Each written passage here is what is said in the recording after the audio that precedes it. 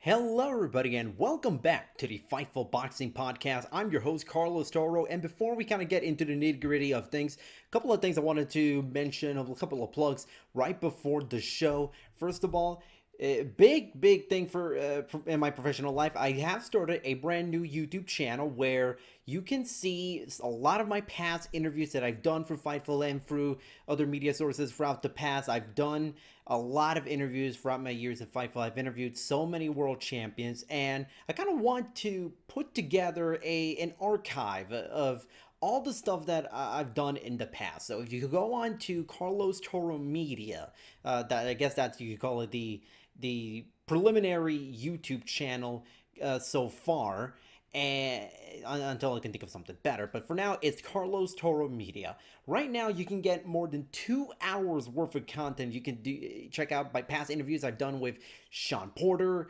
Jason and Andrew Maloney, their manager Tony Tolge, Clarissa Shields, Brandon Figueroa. I even posted a special interview I did with Andres Campos, who you may have heard an English version of the show, an English version of the interview, I should say, a couple of weeks back on the Fightful Boxing Podcast. This time, it's a little bit different. We did it in Spanish, but don't worry, for those of you who don't speak Spanish or don't understand Spanish or would rather hear it in English, there is English subtitles on that video, so you guys can check it out. You don't need to know Spanish to be able to follow that interview. Great stuff out there. I hope to be putting out a lot of new boxing content there, whether it be watch-alongs, whether it be maybe supplementary podcasts where it could be previews, whatever. A lot of stuff could be coming into that podcast. But for now, I'm putting a lot of my old, maybe even newer interviews up there. More than 2 hours worth of content already on that channel by the time you're listening to this podcast. So head on over to Carlos Toro Media. That's so far the YouTube channel that I am operating on for my media work and stuff.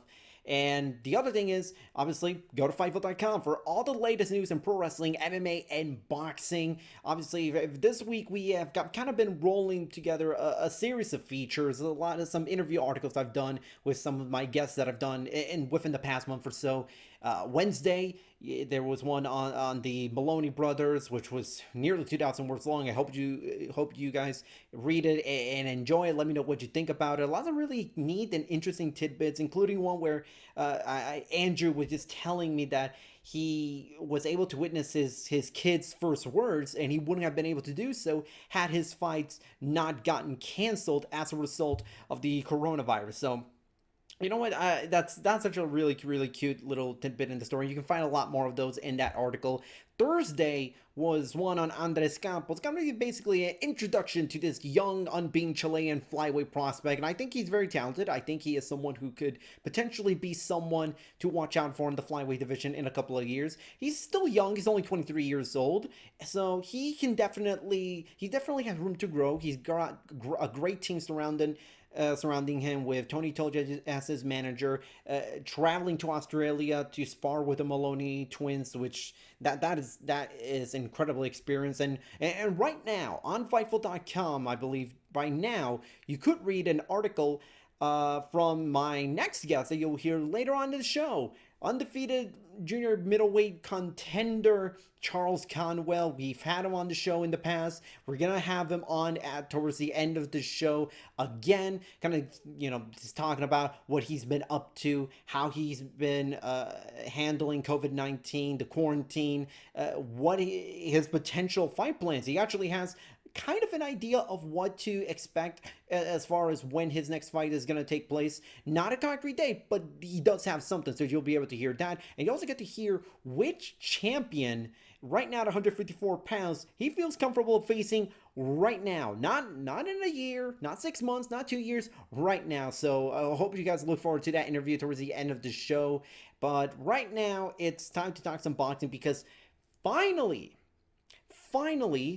we have semi-concrete news on not just the return of boxing, but return of big promoter boxing, big boy boxing in the United States.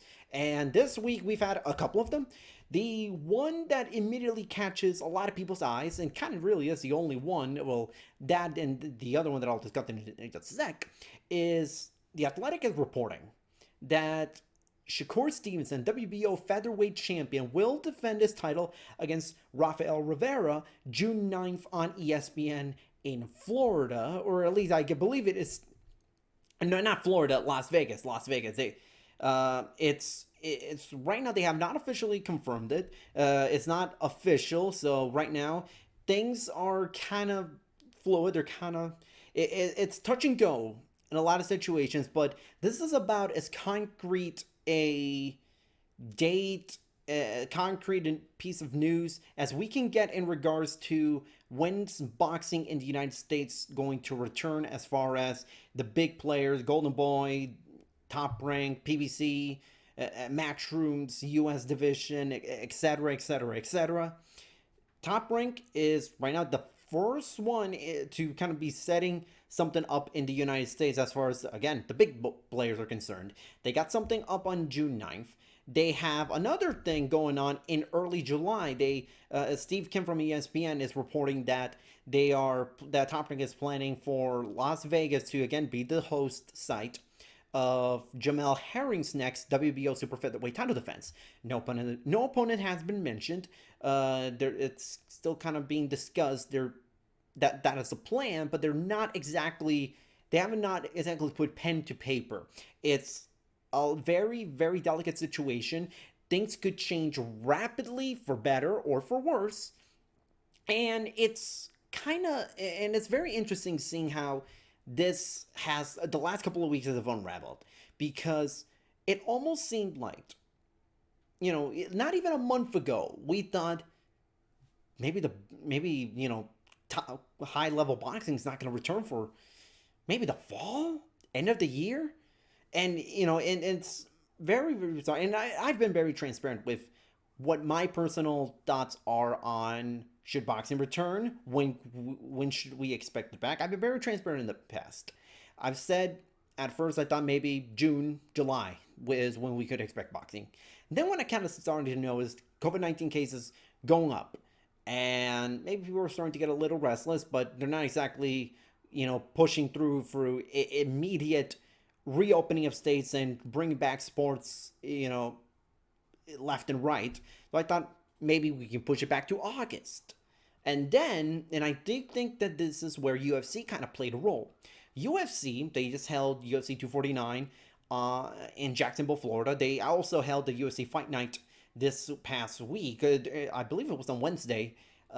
Also in Florida. And again, it's a cool little plug. You can go to Fightful.com for podcasts, for reviews, for coverage on UFC 249, the fallout of that. But and this is obviously not an MMA podcast, but I do want to touch a little bit on the UFC thing, because it's very interesting how this has all transpired, how it all relates to boxing. Because UFC were obviously given the green light to operate in Florida by virtue of the Florida order that kind of allowed WWE to do taped shows inside the States, and by extension AEW, with no fans. So UFC kind of did the same thing. No fans allowed, essential personnel only, fighters. Most people were wearing masks, most were wearing gloves, a lot of people are getting tested. And the interesting thing about all this is how Top Rank, how boxing in general is going to handle this, because and I'll be perfectly honest, I think it may be a little too soon. I still don't feel fully comfortable with having boxing back in what is essentially now 4 weeks, 3.5, almost 4 weeks, a little less than 4 weeks, give or take. So here's kind of the situation with this. So prior to UFC 249, we had a fighter, Jacare Souza. He tested positive. So did two of his cornermen, and UFC didn't do anything in regards to it. They just canceled the fight. They put Jacare Souza in quarantine, and after that, they continued as of the show had to go on. And it's now gotten to the point where I'm looking at this, and I'm gonna be perfectly honest with you. Look, I understand there is a need for sports. I understand there is a need for anything that kind of brings a sense of normalcy back into our daily lives. Sports is among those things that a lot of people go to kind of escape from the stress, from the troubles that the world presents on a daily basis. But there has to come to a point where you got to look at this and think to yourself, I don't know if I feel comfortable putting these fighters, in a square, in a ring, in an octagon, whatever, and just have them fight and expect things to kind of operate as if everything was all right. Obviously, no fans, that's the biggest thing, but it's I don't feel that good. When I watch UFC 249, just so I can see how they are doing all of this, how other sports could use UFC as a template, how boxing could use UFC's method as a potential template for when they return. And I'm thinking, and it's so weird, the mentality regarding COVID-19, depending in regards to different sports, because if you'll remember, this, I don't want to say this whole mess started with the Rudy Gobert situation in the NBA, but when Rudy Gobert tested positive, that's when the rest of the U.S. and really a lot of places around the world, they kind of started to figure out, to realize this is serious. Because if someone like Rudy Gobert could get a public figure like him, he tested positive. Not just that, he tested positive for COVID-19 after he decided to be an idiot and decide to be a smart ass and just go like lick everything and touch everything just to prove a point that he's not afraid of COVID-19. And then it turns out he tested positive for COVID-19. But the way the NBA and the rest of the sports world have reacted, Rudy Gobert tested positive for coronavirus. The NBA puts in their entire season on hold. Jacare Souza tests positive for COVID-19. And the UFC not only are moving forward with everything that they got going on, it almost seems like they were happy. Not happy that Jacare Souza tested positive. I'm not insinuating that at all. But they were happy in the sense that if you look at Dana White and the way he's kind of been acting and the way he talks and the way he carries himself after he tested positive, after Jacare tested positive for COVID-19, it almost seems like he was celebrating the fact that look at what we're doing. Look at our testing system. The way we're operating things, it works. And the fact that that Jacare tested positive, it means that what we're doing is right. It's bizarre. It's almost uncomfortable seeing that. Because the way Dana White is thinking in regards to how he's been handling it. And this is what I'm afraid of for boxing. If you look at it, it almost seems like Dana White believes that his system, that his methods is almost foolproof. That he can control everything within his organization, running events while also making sure that that everyone doesn't get infected by the coronavirus. It's almost like he believes, that's the impression I'm getting, it's almost like he believes he can contain the coronavirus as much as possible outside the UFC. And that's not how it works. That's not how it works. You look at a sport like UFC. You got fighters at close quarters, fighting inside an octagon, blood coming out. You look at all the different injuries, all the flesh wounds, all the blood that is poured out on a regular UFC show. You kind of wonder how do make sure no one gets COVID-19. Like, what if a fighter is asymptomatic and they fight someone else, and they get, and he unknowingly infects someone else with the coronavirus? Because I remember, just because you test negative for coronavirus, it doesn't guarantee that either you don't have it, or that you can't get it in between that test and the next test, or when you fight. There's no guarantee of that. So I don't know how many of you are aware of the concept of exponential growth, but all it takes is one person to infect people. Two people then infect 4. They then infect 16. They then infect 64. They then infect hundreds and hundreds of people. And that's how it starts. And you can't assume you got everything handled just because you have a lot of tests ready to give to all these fighters, to all these people from the commission, to all these essential workers. There's no... You can't contain it. If something happens where you got a main eventer who tests positive for COVID-19, or you have like this mass number of positive cases like the week of a fight, you're risking not just your sport being put on hold for far longer. You're risking dozens, if not hundreds of people to the coronavirus.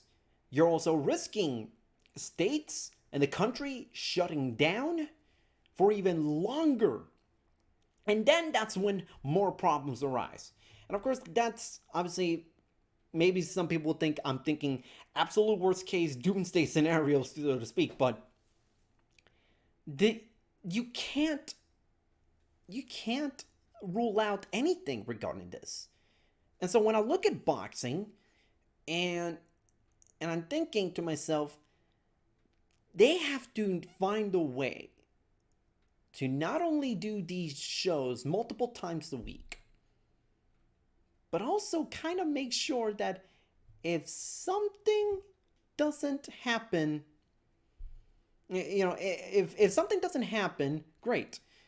But if something does happen, and again, you got a main eventer, or you have a number of fighters testing positive, you're in a lot of trouble. The sport becomes that much harder to return, and I don't know if I'm ready for that, for the sport to kind of dangle some new fights, some fresh content, only for lack of readiness, foolishness, ignorance, whatever you want to call it, to just kind of yank it away and just mess everything up for longer. So in a sense, I am happy that we're getting dates, we are getting locations roughly, we are getting who might be on those shows. As I mentioned, Shakur Stevenson June 9th, and Jamel Herring in early July. And it's interesting seeing how everything's kind of going. And the other thing that I'm wondering is seeing how the demand, what is the demand for boxing right now in the U.S.? It seems almost like an easy question to answer, where saying, look, we want sports back. We just want things to go back to normal. And so the obvious answer to that is, yeah, ESPN and boxing, they might get a really nice ratings bump just because it's the first show back. And on paper that sounds nice, but if you look at the evidence, if you look at what has been put out there right now as far as live entertainment, live sports, it's not necessarily the case. Like, if you honestly think there is going to be this unbelievable demand for boxing, that these fighters are going to be exposed to a ginormous audience, I hate to break it to you, but that's probably not going to be the case. I mean, if you look at the UFC 249, obviously The reported pay-per-view numbers, supposedly 700,000, which is a great number, by the way, especially in these times. 700,000, really, really good. But I'm more looking towards the television product. And the prelims did, I believe, was roughly 1.115 million viewers on ESPN. Compare that to the last prelims that aired on ESPN, which did almost 1.2 million. So that's a similar and barely lower number than the UFC 248 prelims.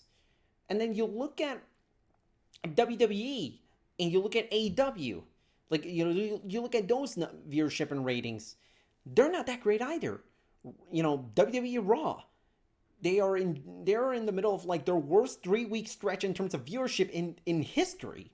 SmackDown is almost on a weekly basis going down, down, down.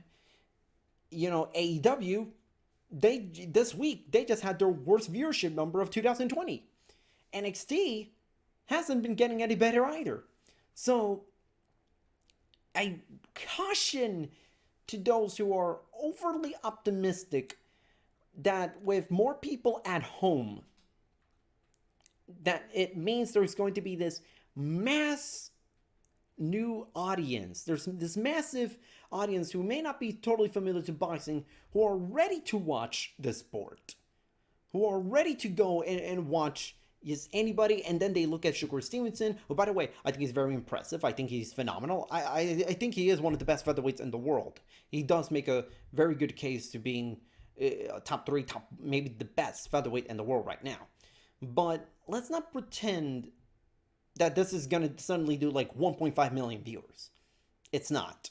I caution that, maybe this might not even do that much better than your regular ESPN top rank show. So I'm curious to see how it does. I'm not going to give it a number right now because, again, I don't know how hard they're going to push this. I don't know what's going to be the undercard. The matchup between Stevenson and Rafael Rivera, that hasn't even been confirmed. So we can't just assume, we can't really predict the number because we do live in unpredictable times. And my one main concern is if boxing does return in June, they have to be very, very careful. If you want to do these shows, fine. I've accepted that we are now living in a reality where the U.S. is getting desperate. They're getting very impatient. And they are opening up slowly, little by little, in these next few weeks. At a time where maybe you should still be practicing social distancing and staying at home as much as possible. Of course, I can understand. Listen, I'm not a health expert. I'm not a politician. I'm not, an economics expert in regards to how the coronavirus has been affecting the economy as a whole. I'm only one guy giving my own opinion based on what I've read, based on what I've seen, based on the effects it has on people and the U.S. in general and on states. I don't feel fully comfortable with states opening up slowly by slowly. I can understand why some people might be a little more desperate for economic reasons or for businesses who are on the verge of bankruptcy. I can understand that, but I don't feel fully confident that this will be foolproof, and I'm talking about boxing returning. I don't feel all that great. I hope I'm wrong, but as it stands right now, I really, really don't think that we're gonna. I really don't know if we're gonna have if boxing will be back fully within just a few months. I don't think fans, and by the way, I don't even think they're gonna allow fans into these boxing shows in the U.S. for, God, I don't even know, maybe, I predict we'll have an entire summer without fans in the arena. I could be wrong, but I predict we'll have this entire summer, no boxing shows in the U.S.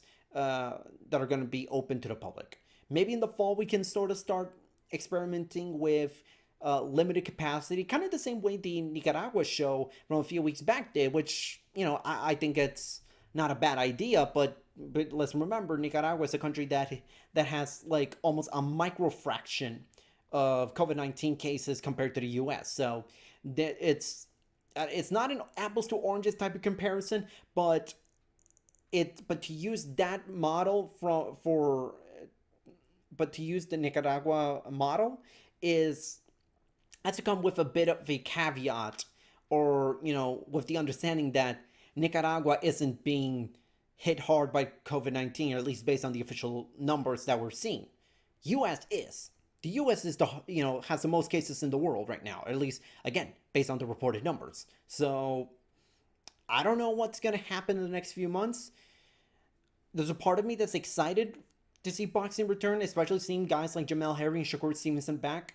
I love those two guys. I think those two guys are phenomenal. I think they're great. They're very talented. I love watching both of them fight. I don't know how on a personal level how comfortable I am with boxing being back, but wrestling's still operating. UFC just returned, so it's a situation where we all just have to accept this is the way things are right now, and it's a matter of hoping that it doesn't backfire, because if it does, then it's gonna be a very very very long time before we really get things back to normal, if they ever do. So, kind of before closing the show, I do want to send it to my interview with Charles Conwell. As I mentioned earlier in the show, he's been on the podcast months ago, and this was obviously before the Patrick Day tragedy that happened. He fought Patrick Day on the zone, and he beat Patrick Day, and unfortunately, Patrick Day died as a result of injuries sustained in the ring. Obviously, not Charles Conwell's fault. It's unfortunate, but it is it's the nature of the sport. These things happen. For as much as we don't like to think about it, sometimes tragedies like these are unavoidable, and so long as we keep boxing as it is. But regardless of that, Charles Conwell, I've said in the past, I like Charles. I think he's an extremely talented rising prospect. I think you can make a small case. I think you can make a case, not even a small, just a regular case, that he's a contender right now. He's ranked by the IBF in the top 15. He is someone who is right now on the verge of getting bigger and bigger fights. I asked him about who he liked to face. He even told me one champion in particular he feels confident that he can fight, maybe even beat right now, which is a very, very bold thing to say right now. But he's talented. He's a strong puncher. He's entertaining in the ring. He's unbeaten. He's a guy that is quickly ascending through the ranks. And I would say, and I'll admit it, at a faster pace than I thought, a year ago. So, without further ado, here's my interview with Charles Conwell. Hope you guys enjoy it. I'm joined on the line right now by the undefeated junior middleweight contender, Charles Conwell, back on the show. Charles, it's been a while, man. How are you doing? I'm doing good. I'm glad to be on the show. How are you? Doing pretty well. Not too bad myself. Can't really complain, except for this snow that we are currently dealing. The day that we are recording this, for those who are watching and listening, it is May. It is snowing. It's very weird. I'm sure you've lived in Cleveland a lot longer than I have. You lived, or I should say, in the state. And I'm not used to this. Even spending 4 or 5 years in New Jersey, I'm not used to snow in the middle of May. So I don't know if this is a common occurrence here in this state, but it's certainly a little weird. Yeah, sometimes it snows late in Cleveland. That's like the hardest part about living in Cleveland is the winters. So, obviously, before we kind of get to the nitty gritty when it comes to the fights and everything, how have you been handling the ongoing situation with COVID-19? How are you and your loved ones been?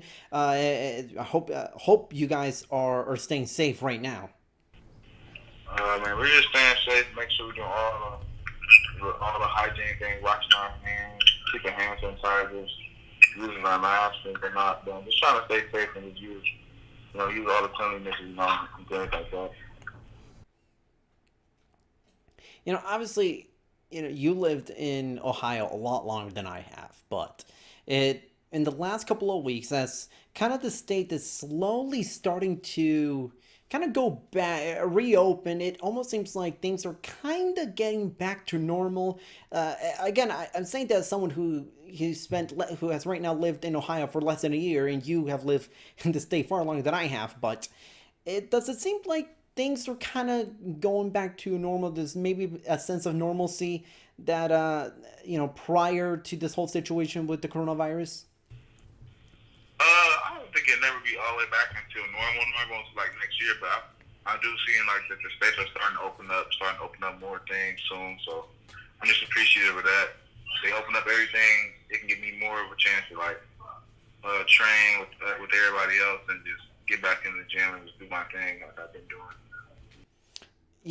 Obviously with the quarantines and businesses shutting down and gyms closing, I'd imagine it has been rough and difficult for you to stay in shape and finding ways to creative ways to say the least to remain in fighting shape, to be ready for when you get the green light to fight again. What have you been able to do that's been maybe a little bit different from what your normal when your normal routine is when it comes to preparing for a fight? Uh, at first it was my coaches in Toledo where I train at. They have a private gym, but when I was at home for a while, it really was because if you said no gyms are open, all you have to do is like at home things like running outside, maybe jump roping, shadow boxing. But I couldn't really do much else like hitting the bag or anything like that. But I could just do like cardio type things mainly.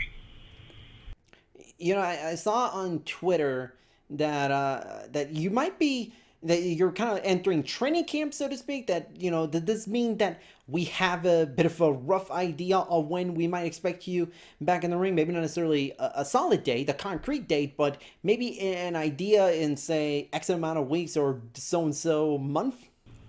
Yeah, later this summer for sure. So I'm just waiting for the exact date and location and everything. But I know it's late this summer. I'm just gonna keep everyone waiting for the exact date. But I can tell them for sure later this summer, and it's still gonna be on Showtime too. So that's good. Okay, so it's still planned to be the original idea, which is you were originally supposed to fight in the main event of a Showbox card in April. So that is still, well, from what I'm getting from you, that's still the plan, right?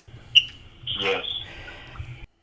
Promoters and sanctioning bodies, and I'm glad you're here because I want to get your opinion on this. They have been kind of brainstorming different ways to make sure the sport returns as soon as possible. Nicaragua just had a show a few weeks back with with social distancing being or social distancing practices being done when it comes to the crowds. They're staying like 6 feet apart, but so it was a limited attendance crowd. Some suggested empty arena shows. Some even sanctioning bodies suggested maybe potentially doing judging from remote locations, like not necessarily have them be at ringside, but more so have them be at a secluded area where they could watch the fight on a monitor and judge the fight right there. I kind of want to get your thoughts in regards to these ideas, these suggestions, as far as boxing and trying to return as soon as possible. Are you in favor of waiting it out, or do you prefer just getting things on as quickly as possible, or even doing like these empty arena shows? I think it's a probably not something about boxing, but like you said, definitely precautions that got to be taken. And I think that fighting without a crowd is like one of the best things to do. But there's less amount of people there, less amount of random people who probably haven't got tested, or who probably we don't know who has the symptoms or whatnot. So I think the one without the crowd is like the best solution. The one with the judges at home, I really don't agree with that. I like when the judges be after fight ringside so they can see everything in person. They might miss something. I really don't like the TV version. The one that's ringside, I prefer that. So this probably the fights where the no audience and just live on national TV is the best option for me. Obviously, last time we had you here was last fall. It was right before the fight against Patrick Day, and obviously, no need to just talk about what happened that night. It's been covered a lot already. Obviously, it no one blames you for it, and things have been, and it's a very very scary situation that happened with Patrick Day. Thoughts and prayers to his family, to his loved ones, and everything. But you were out of action for several months, and you returned back in February. When you were making that walk to the ring earlier this year in your return fight, did it feel different? Did it feel like, it's not how you're normally feeling in terms of your mindset, given what happened in the fight previously, or do you feel like you try to keep things as normal and as business as usual type of sense when it comes to fighting? What was your mindset making that walk down to the ring? To be honest, I was just thinking like I was gonna go out there and do my thing and just perform how I usually perform. I just wanted my performance to be like how I usually perform, or maybe like even better. To be honest, so just growing after every fight, so I wanted my performance to be keep getting better and better, and just going out with the same confidence and the same mentality as I had before. That's what really my goal was to me. Putting aside the tragedy with Patrick Day and everything, but looking on the fight itself and looking at how you performed, it was a great performance. I think a lot of people were impressed with what you were able to show to a lot of people who were watching on the zone. You show that you're able to move well in the ring. You can trade. You can make fights certainly interesting. You got power, and you're capable of taking hits because you got hit pretty hard in some of those rounds against Patrick Day. Do you feel like that performance, you feel like people are more aware of what you can do and that people are starting to realize you're starting to become a player at 154 pounds? Yeah, for sure. I definitely think a lot more people that knows me. Not as much as I want, not as much people I want to know me, but I definitely feel like I have a couple more eyes on me. So now I just got to keep doing my thing, keep winning, convincingly dominating the sport. Dominate the guys I'm getting in there with. And like you said, the fans will like follow me. They'll come watch me after you just keep hearing about this guy. Keep hearing about the guy. You'll eventually watch him. You'll eventually like what you're seeing. Once I keep doing my thing and just getting better and better. Obviously, you're not the only guy that's rising in the 154-pound division. It almost seems like this division, and you can make a strong case that 154 pounds is the best division in boxing right now. Obviously, you got guys who almost every few months prior to the pandemic, it almost seems like there's been guys that elevate, that become a star every few months. We got, in the span of the last couple of years, we've had Jared Hurd, Julian Williams, Jermell Charlo, Tony Harrison, Jason Rosario, Patrick Teixeira. I don't know if I'm missing someone, but they've all won titles. They've been in big fights. It's a very interesting division. It's very very unpredictable at top. As a fighter who is gunning to be the top dog in that division, who do you think is right now the best fighter at 154 pounds? I think one of the top guys, probably Charlo, because he had a belt for like a while. I think Laura is still a force to be reckoned with, and I think there's a lot of top guys. But I would have to say Charlo is maybe the top guy in the division. I'm looking at the rankings right now, and you're ranked in the top 15 in the IBF, and the current champion is Jason Rosario, who also holds the WBA title. He's the only one holding more than one, world title from the major sanctioning bodies. Is that the type of fight is that the guy that you feel like you're most comfortable fighting if you were to fight any of the champions right now? Is that a fight that interests you a lot? Discounted the fact that it's obviously for the world title, but is that a fight that you're interested in having? Yeah, for sure. I definitely feel like I can come on top in that fight sooner than a lot of people think. I think I'm one of the most slept on fighters in the division. So I think, like you said, a lot of guys are super on me, but I definitely think I can take Jason Rosario. even now, to be honest. But like they said, my time will come soon, and I just can't wait to get the chance to show everybody, let everybody know, like, Charles Conwell is here, and he's here to stay. You know, you started 2020. You got the win earlier this year, and you were going to be in the main event of a ShoBox card in April. So is that so? Kind of looking at goals for this year, was the idea of maybe perhaps being on national television more often a goal for you to get yourself, you put your name out there a little more? Was it to just keep collecting experience inside the ring? You've only had it like you're not a 20 fight guy, and yet you're already making waves, beating guys like Patrick Day, already being ranked in the top 15 with like a dozen fights under your belt. And is that what would been your what was going to be your goal? Was it to maybe even get a regional title, put yourself in a position where you can fight in a title eliminator in 2021? What were they? Yes, it was definitely the second one. Like I said, started building momentum, started to fight those guys like on that level, on a higher level, and starting to get more experience and start fighting those guys to be in title contention by the end of 2020, and to be serious, really go for a title 2021. That might got pushed back a couple of months, but that's still our goal though. Maybe it might be like 4 months or 6 months later than we expected, but that's still the goal. You know, obviously, you've put yourself in a position where you could be in line for big fights down the road, and obviously getting, you know, you're no, I don't think it's fair to call you a prospect right now, even though you don't have that many fights under your belt. But the fact of the matter is, you have proven that you can fight veterans and come out on top. So is there anyone on your radar at 154 pounds that you feel like you can beat and, you know, and elevate yourself to that next level? Maybe whether it be a current champion or a former title holder, a veteran, a top 15 guy. Is there anyone on your radar that you hope to maybe step into the ring someday soon? Probably Jason Rosario. I think he's got the most belts, so he's like the biggest fish right now.